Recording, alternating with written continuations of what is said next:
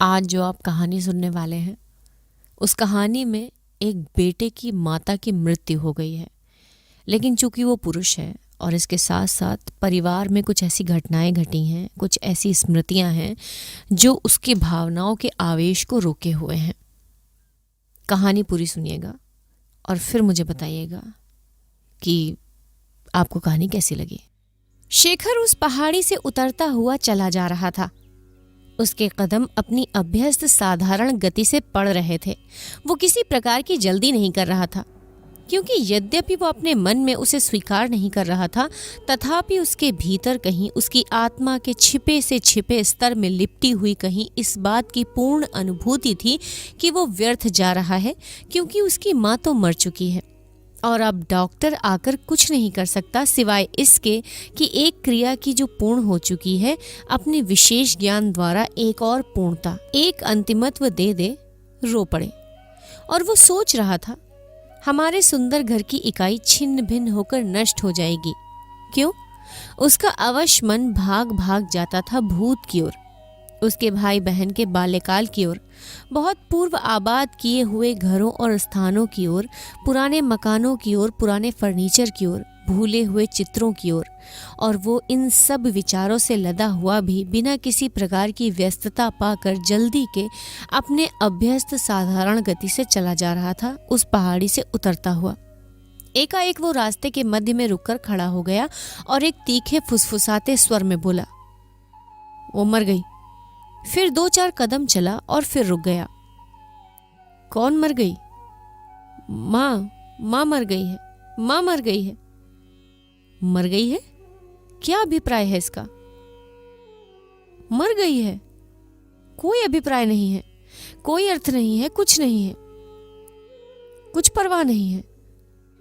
और शेखर फिर उसी गति से चल पड़ा। पता नहीं उसने डॉक्टर से क्या कहा या कैसे कहा, पर कुछ कहा जरूर, क्योंकि डॉक्टर ने अमोनिया ब्रांडी इंजेक्शन के लिए एड्रेनलिन और अन्य दवाइयां जो हार्ट फेल्योर में दी जाती हैं निकाल कर उसे देकर और इंजेक्शन की पिचकारी अपने जेब में रखते हुए पूछा था, कितनी दूर है? और उनका उत्तर 3 मील है। और चढ़ाई में सुनकर कहा था, देर हो जाएगी, यहाँ पहाड़ी में यही तो मुश्किल है। वे दोनों उसी रास्ते पर वापस चढ़े जा रहे थे, शेखर की अभ्यस्त गति से भी धीरे, क्योंकि वयस्क डॉक्टर धीरे चलता था। शेखर की डॉक्टर से जितनी बात चलने से पहले हो गई थी उतनी ही होकर रह गई थी, उससे अधिक कुछ नहीं हुई। वे बिल्कुल चुपचाप बढ़े जा रहे थे और किसी समय ऐसे जाना अशिष्टता होती, किंतु इस समय चुप रहने के लिए यही कारण पर्याप्त था कि चढ़ाई में सांस फूल जाती है। बोलना असंभव नहीं तो कठिन अवश्य हो जाता है, पर शेखर बोल नहीं रहा था। वो घटना कैसे हुई, पहले पहल उसे उसका क्या संकेत मिला? उसे याद आया वो अपने कमरे में बैठा एक पत्र पढ़ रहा था, अपनी विधवा बहन का पत्र जो उसी समय आया था। उसे वो वाक्य भी याद आया जिसे पढ़ते पढ़ते उसने अपने पिता की अत्यंत करुण और विवश करने वाली पुकार सुनी थी, शेखर देख तो। वो वाक्य पता नहीं क्यों उसकी बहन ने उसी पत्र में लिखा था। पता नहीं क्यों वो पत्र उसी समय आया था। पता नहीं क्यों वो उस समय वही वाक्य पढ़ रहा था जो अब इतना अभिप्राय पूर्ण हो गया है। हमारे वंश में एक परंपरा है कि हम में बहनें प्रायः निसंतान होती थीं और इसलिए अपने छोटे भाइयों को गोद में ले लेती थीं। और मैं सोचती हूँ कि बहन जब माँ बनती है तब माँ से कितनी अधिक हो जाती है। क्यों नहीं उसे उसी समय ध्यान आया था कि अब कौन बनेगी उसकी माँ। वो दौड़ा हुआ उस कमरे में गया था जहाँ उसकी माँ कई दिनों से शैय्याग्रस्त पड़ी थी और जहाँ उस समय उसके पिता एक विचित्र मुद्रा से अपने सामने खड़े हुए क्षीण मुरझाए हुए और किसी अवाक पीड़ा से इधर उधर झटकते हुए अंधेरे को देख रहे थे। शेखर के पहुंचते ही उन्होंने एक प्रश्न भरी दृष्टि से उसकी ओर देखा। शेखर उसका उत्तर नहीं दे सका। उसने नाड़ी की गति देखी, श्वास की गति देखी, आंखों की पलकें उठाकर देखा, चुप रहा। पिता ने पूछा, क्या हुआ? विवश होकर कहना ही पड़ा, कोलैप्स है। फिर उत्तर में शेखर ने ब्रांडी की बोतल खोली, थोड़ी सी एक कांच के गिलास में डाली और हाथ से मुंह खोलकर उसमें डाल दी। वो गले से उतरी नहीं, वो एक निरर्थक सी धारा में ओंठों से बह गई। एकाएक माँ ने फिर आंखें खोली, गर्दन फेर कर पति की ओर देखने की चेष्टा करने लगी। गर्दन अधिक नहीं घूमी तो आंखें फिराकर पति के मुख की ओर देखने लगी, स्थिर, अपलक और किसी उग्र अभिप्राय भरी दृष्टि से। पिता ने टूटती सी आवाज में पूछा, क्या? कहो, क्या होता है? शरीर वैसा है स्थिर, किंतु एक जड़ता लिए हुए, आंखें उधर ही उन्मुख, अपलक, पर अब चिर अपलक, उस अभिप्राय से शून्य। शेखर ने दबे पांव बढ़कर पास पड़ी टॉर्च उठाई, आंखों में उसका प्रकाश छोड़कर पुतली देखी, वो भी शून्य, रिक्त। ये सब घटनाएं, सब दृश्य एक एक करके शेखर के आगे से हो गए, ऐसे जैसे उसके सामने के पथ पर ही किसी दीप्त रंग राशि से वे चित्रवत खींच दिए गए हों। डॉक्टर ने पूछा, उनकी आयु कितनी है? कोई 50। चुप। शेखर फिर वहीं पहुंच गया। उसके पिता ने पूछा था, क्या? और चुप रह गए थे। और वो किस मुख से उत्तर देता कि क्या? पिता ने मुंह फेर लिया। शेखर ने जल्दी से हाथ बढ़ाकर मां की पलकें दाब कर बंद कर दी, किंतु वे फिर खुल गई, पहली सी नहीं, अधखुली रह गई। शेखर ने पूछा, डॉक्टर को बुला लाऊं? अच्छा। जिस प्रकार प्रश्न में आशा या निराशा कुछ भी व्यक्त नहीं की गई थी, उसी प्रकार उत्तर भी पूर्ण संवेदन शून्य वाणी से दिया गया था। इतनी शून्य कि शेखर सोचने लगा, क्या ये भी जान गए हैं और मुझसे छिपाना चाहते हैं, या भी अनभिज्ञ हैं? वो उस कमरे से निकला तो किसी आशंकित भाव से नहीं। उसने कोई इंगित नहीं किया कि क्या हो गया है, केवल उस साधारण शीघ्रता से जिससे डॉक्टर को बुलाने जाना चाहिए। जब शेखर अपने पुकारे जाने से लेकर डॉक्टर को बुलाने के लिए निकल पड़ने तक सब घटनाओं को देख चुका, तब उसका मन कुछ क्षण के लिए रुक गया। वो बिल्कुल शून्य दृष्टि से पथ की ओर देखता हुआ चलता रहा। उस दिन सवेरे वर्षा 2 दिन के बाद थमी थी। शेखर ने देखा, पथ पर अनेकों फिलें अपनी पीठ पर अपनी ऐहिक संपत्ति, अपना घोंघा घर पर लादे हुए, अपनी लेसदार मूंछों से पथ टटोलती हुई मंथर गति से चली जा रही हैं। जब शेखर गया था तब भी वे ऐसी ही चली जा रही थी, किंतु तब कोई उनकी छाप शेखर के मन पर नहीं बैठी थी। अब इन्हें देखकर उसे याद आया, वो तब भी इन्हें देख गया था। चलते चलते शेखर ने देखा, एक फिल डॉक्टर के पैर के नीचे आकर कुचल गई है। डॉक्टर सामने देखता हुआ चला जा रहा था और शेखर भूमि की ओर। तब शेखर ने यह भी देखा, पथ में अनेक स्थलों पर वैसी अनेक दुर्घटनाएं हो चुकी हैं। अनेक स्थलों पर एक घिनौनी कीच सी पड़ी है, जो थोड़ी ही देर पहले एक प्राणी थी। एक प्राणी ही नहीं, एक समूची गृहस्थी, क्योंकि उनका घोंघा रूपी घर भी तो पीठ पर ही लदा होता है। शेखर फिर एकाएक रुक गया। उसे ऐसा लगा कि वो कुछ सोचने के लिए रुका है। एक विचार उसके मन में उठने ही वाला है, किंतु वो उठा नहीं। शेखर ने अपने आप से पूछा, क्या सोचने लगे थे? और उत्तर ना पाकर अपने पर नीरस हंसी हंसकर वो फिर चल पड़ा। और चलते चलते उसे विचार आया, हम व्यर्थ ही मृत्यु को इतना तूल दे देते हैं। पर घर से कुछ दूर पहुंचकर ही उसे जान पड़ा, वो भूल है। मृत्यु में एक भयंकर यत्परो नास्तित्व है जो क्षुद्र हो ही नहीं सकता, जो एक व्यक्ति के जीवन से संबद्ध होकर भी व्यापक रूप में सर्वत्र छाई है। उसे लगा घर के वातावरण में ही कुछ बदल गया है। एक भीम का दैत्य सा आकार झूम झूम कर फुंकार रहा है, किंतु वो फुंकार है शीतल और बिल्कुल शब्दहीन, और इसलिए और भी भयंकर है। क्या यह व्यक्ति संवेदना से उत्पन्न एक भावना मात्र है, उसके दुख जनित मोह की परछाई? किंतु वो तो इस घटना को बिल्कुल असंप्रक्त दृष्टि से देख रहा है। उसे तो ये जान ही नहीं पड़ता कि वो किसी प्रकार की पीड़ा का अनुभव कर रहा है। वो तो मानो संपूर्णतः असंलग्न निरीह होकर इसकी आलोचना कर रहा है। उसने दबे पांव भीतर प्रवेश किया। आंगन में कोई नहीं था, पहले कमरे में भी कोई नहीं था, कहीं कोई दिख भी नहीं पड़ता था।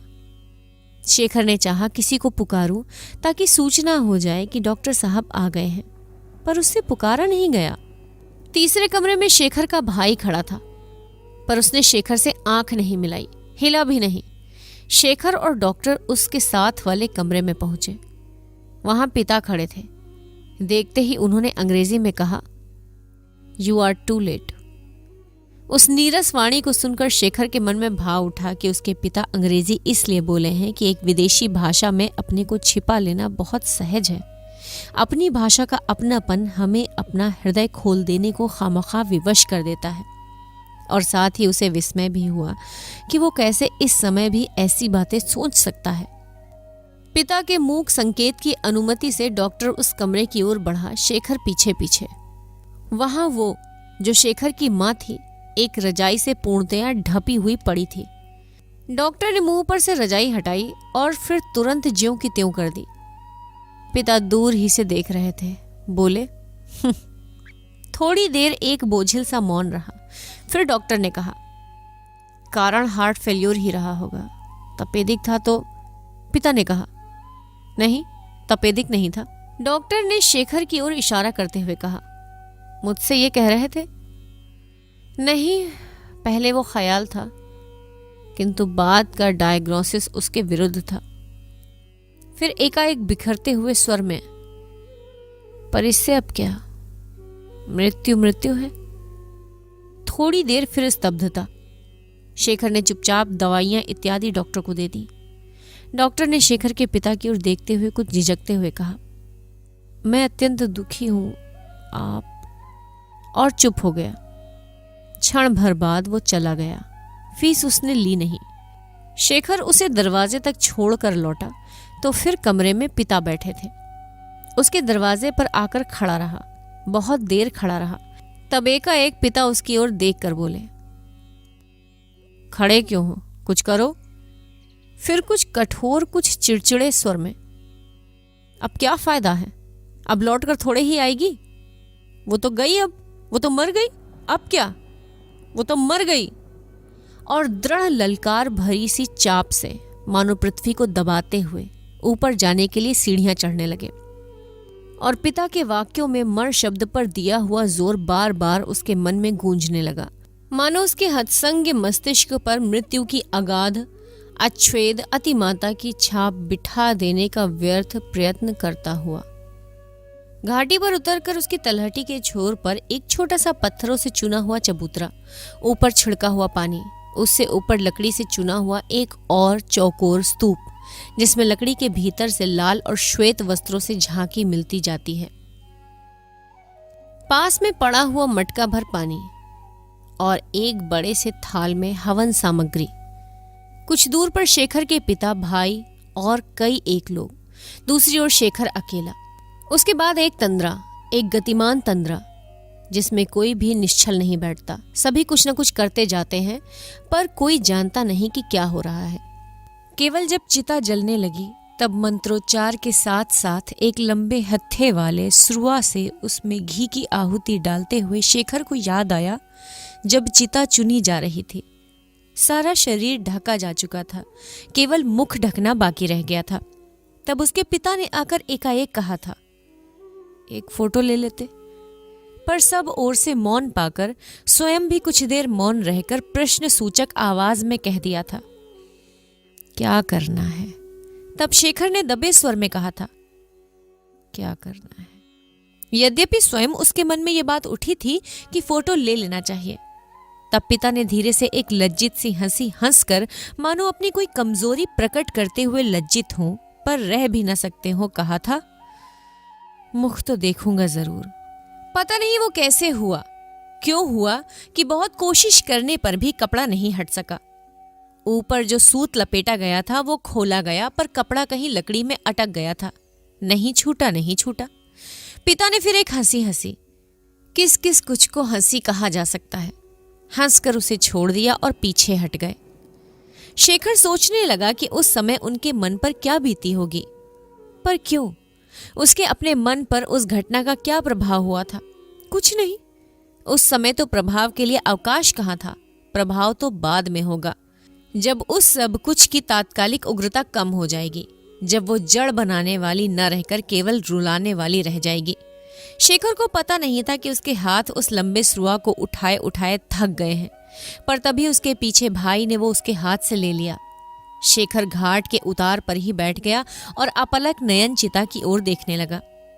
उन लपलपाती जिह्वाओं में, उन असंख्य रक्त मुकुरों में उसे माँ की साधारण सौम्य मूर्ति का प्रतिबिंब नहीं दिखा। दिखे भूत के चित्र, वार्तालाप, भाव, जो थोड़ी देर में एक भयंकर स्मृति में परिणत हो गए। एक स्मृति जो साकार उसके आगे नाचने लगी और हटाए नहीं हटी। वो दृष्टि माँ उस अंतिम क्षण में पिता की ओर देख रही। क्यों? क्या कहने को? उस अंतिम क्षण में ऐसी कौन सी बात उसे याद आ गई थी जो वो अपने 30 वर्ष के वैवाहिक जीवन में नहीं कह चुकी थी, जिसका इसी समय कह डालना इतना महत्वपूर्ण हो गया था? मृत्यु के अंतिम अमोघ आघात से भी अधिक महत्वपूर्ण। क्या यही मात्र कहना चाहती थी कि वो अंतिम आघात अंतिम है, अमोघ है? कि अब क्या? शेखर भूल गया कि वो किस भांति वाक्य को पूरा करना चाहता था। वो उसी दृश्य में खो गया। उसी समय की विकार मालाएं फिर उसके मन में भर गईं। उसे याद आया, उसी समय उस दृष्टि को देखकर उसके मन में एक तूफान सा उठा था। विचार आए थे लहरों की तरह, एक के ऊपर एक, किसी एक ही गति से प्रेरित किंतु परस्पर असंबद्ध। उसने मन ही मन में किंतु खिंचे हुए स्वर में कहा था, माँ, तुम्हारी दृष्टि क्या मेरे लिए नहीं है? किसी और के लिए नहीं, किसी वस्तु के लिए नहीं, केवल उसी के लिए। वो अचल शब्दहीन संदेश, उफ, वो इस संदेश को भस्म कर देने वाली तीक्ष्णता के आगे झुक क्यों नहीं जाता? नष्ट भ्रष्ट छार क्यों नहीं हो जाता? कहा जाता है पथराई जा रही है, पथराती है। ये क्या हो रहा है? वो क्रोध था या और कुछ, जिससे अभिभूत होकर शेखर ने जोर से अपना मुंह बंद कर लिया था ताकि ओठों पर आए हुए शब्द न निकल जाएं। मूढ़, सुना वे क्या कहती है? सुनो। ये शिकायत फिर भी हो सकेगी बाद में, अभी उनका संदेश मत खो। तब फिर रिक्त, तब वो खिंचाव नष्ट हो गया था और वो डॉक्टर के पास जाने की तैयारी करते हुए एक शांत भाव से सोचने लगा। माँ को संबोधित करके कहने लगा, माँ, अब निर्जीव शरीर मात्र, उस एक दृष्टि से तुमने सब कुछ कह दिया है। तुमने अपना जीवन समाप्त किया है एक अंतिम दिव्य सौंदर्यमयी मुद्रा में। तुम मर रही हो। तुम्हारा जीवन अपनी संतान में और गृहस्थी की सैकड़ों हजारों छोटी छोटी उलझनों में फंसा जा रहा है, किंतु तुम्हारी प्रकृति के घोरतम तल में कुछ था जो मां नहीं, स्त्री था। जो उसका था उसका रहा और अब सदा के लिए रहेगा। मृत्यु क्या है? पारलौकिक जीवन क्या है? स्मृतियां श्रुतियां क्या है? ईश्वर क्या है? मान लिया कि तुम मर गई, संपूर्णतया नष्ट, बिल्कुल लुप्त, निशेष हो गई। उससे क्या होता है? तुमने वो कह दिया है। शेखर एकाएक उठ खड़ा हुआ। एक बार उसने अपने चारों ओर देखा। मंत्रोच्चार करते हुए भी 3-4 जन उसी की ओर देख रहे थे। उसने अपने भाई से श्रुआ ले लिया और यंत्रवत चिता में थी डालने लगा। अब चिता जल भी चुकी थी, दाह संस्कार समाप्त हो चुका था। तब भी कुछ देर शेखर को होश नहीं हुआ। उसके बाद एकाएक चौंका सा और चारों ओर देखकर लज्जित सा होकर श्रुआ रखकर चुपचाप खड़ा हो गया। उसके पिता ने कहा, अब क्या है शेखर, अब चलो। तो बिना लौट कर देखे भी चल पड़ा। पीछे पीछे पंडित लोग और अन्य लोग आए। सबसे पीछे पिता, 2-1 बार लौट कर देखकर, चोरी से आंखें पोंछकर। किंतु शेखर की आंखें निर्निमेष, गंभीर, हर चिंताहीन, किसी भी प्रकार की अनुभूति से हीन। वो उस सारे जुलूस के आगे आगे चला जा रहा था, पथ पर, मंदिर के पथ पर, जहां पहुंचकर ये समूह बिखरेगा, जहां जाकर अनंत पथ पथिक की अंतिम झांकी लेकर फिर उसे भुलाया जाएगा, सदा के लिए जीवन की परिधि से बाहर ढकेल कर उससे अलग कर दिया जाएगा। उस समय तक वो माँ है, स्त्री है, मानवी है, अपनी है। उस समय वो हो जाएगी एक स्मृति। शेखर सोच रहा है कि लोग मंदिर क्यों जाते हैं, क्या करने जाते हैं। वो स्वयं जाता रहा है, किंतु वो जाता रहा है वहां संगीत सुनने, वहीं के संवेद आरती गान की श्रद्धा भरी ध्वनि के कंपन से एक अकथ्य अनुभूति प्राप्त करने, जो मंदिर के बाहर, देवस्थान के बाहर कहीं प्राप्त होती या किसी असाधारण अवसर पर ही प्राप्त होती है। वो जाता है उस अनुभूति को प्राप्त करने ही नहीं, उस कोमल झुटपुटे में चुपचाप उसे दृढ़ करने, धूप धूम्र सुमन सौरभ और घंटा नाद से सजीव उस रहस्यपूर्ण वातावरण में उसका संचय करके उसे साथ ले आने के लिए। क्या अन्य लोग भी इसी भावना से जाते हैं? वो देखता है कि इसका कोई प्रमाण कहीं नहीं मिलता, न उसके साथ जाने वालों के चेहरों में, न उनकी वाणी में, न उनकी बातचीत में। उस भीड़ में कई ऐसे भी हैं जो अपने को शेखर का संबंधी बताते हैं। यही उनका शेखर से संबंध है। अन्यथा शेखर के पुरखों के वे चाहे कुछ रहे हों, शेखर उन्हें ना जानता है, न मानता है, न उनसे किसी प्रकार की निकटता का अनुभव ही कर सकता है। वो उनकी बातें सुनता जाता है और अधिकाधिक विस्मय में सोचता जाता है कि यदि ये मनुष्य हैं तो क्या मैं ही कोई पशु हूं या प्रेत हूं जो उनकी दृष्टि से नहीं देख सकता। कैसी दर्दनाक मृत्यु है। मरते वक्त एक शब्द भी नहीं कह सकी। हमारा सारा कुनबा बिखर गया। माली बाग लगाकर छोड़ गया। उसकी देखरेख कौन करेगा? बेचारी ने कुछ सुख भी नहीं देखा। मरते वक्त कोई बात भी तो नहीं कही। अब घर कौन संभालेगा? किसी को कुछ पता नहीं कि क्या कहाँ है। जाने वाली तो गई, कुछ कह ही जाती। मृत्यु तो हर एक को ही आती है, पर ऐसी मृत्यु बिना एक शब्द कहे मर जाना। हे राम! शेखर चुपचाप सुनता है, पर ज्वालामुखी के उबलते हुए लावे के उफान की भांति उसके भीतर कुछ उठता है, उठता रहता है। यदि वो कुछ कह भी पाती तो क्या कह पाती? कुछ एक निरर्थक शब्दों के अतिरिक्त क्या? मृत्यु की इतनी बड़ी महत्ता के आगे क्षुद्र उनसे होता क्या? अब जब वो मर ही चुकी तो उनके कहे हुए या उनके द्वारा कहे जा सकने वाले किसी भी शब्द से क्या? किसी भी शब्द से अब इस सब से क्या? फिर कोई कह रहा है, सुना है मरते समय उनकी कुछ खातिर भी नहीं हो सकी। उसी दिन सवेरे उन्होंने एक पान मांगा था, वो नहीं मिल सका। वे ये कहती ही मर गई कि मेरे लिए एक पान का भी प्रबंध नहीं हो सकता। देखो ना उनकी दशा। शेखर को एकाएक वो क्षण याद आया जब उसके पिता ने उससे पूछा था क्या, और उसने कहा था कोलैप्स है। और उसके थोड़ी देर बाद पिता ने फिर पूछा था, इस बार अंग्रेजी में, इज देयर लाइफ? और वो चुप रह गया था, ये सोच कर कि शायद शेष नहीं है और कैसी परिस्थिति में खोया है। एक अंतिम क्षुद्र शिकायत लेकर कि मेरे पास नहीं आ सका। ईश्वर! शेखर ने एक लंबी सांस ली, पर उसे दुख नहीं मालूम हुआ। उसने बात कहने वाले व्यक्तियों की ओर देखा। एकाएक क्रोध से उसका बदन जल उठा, पर वो ओठ काट कर उसे दबा गया। ओठ से खून निकल आया। शेखर की गति धीमी हो गई। अभी तक सारी भीड़ उसके पीछे थी, अब धीरे धीरे आगे निकलने लगी। एक आध व्यक्ति ने चाहा उसे ढांढस दिलाए और आगे चलने के लिए कहे, पर उसके मुख की ओर देखकर किसी को साहस नहीं हुआ। शेखर की गति क्रमशः और भी धीमी होती गई। शेखर अभी मंदिर से बहुत दूर ही था जब सारी भीड़ उसे पीछे छोड़कर आगे निकल गई और वो चुपचाप लौटकर चला आया उसी के अवशेष के पास। क्रोध कहीं उठता है और किधर किधर बहकर कहाँ पहुंच जाता है।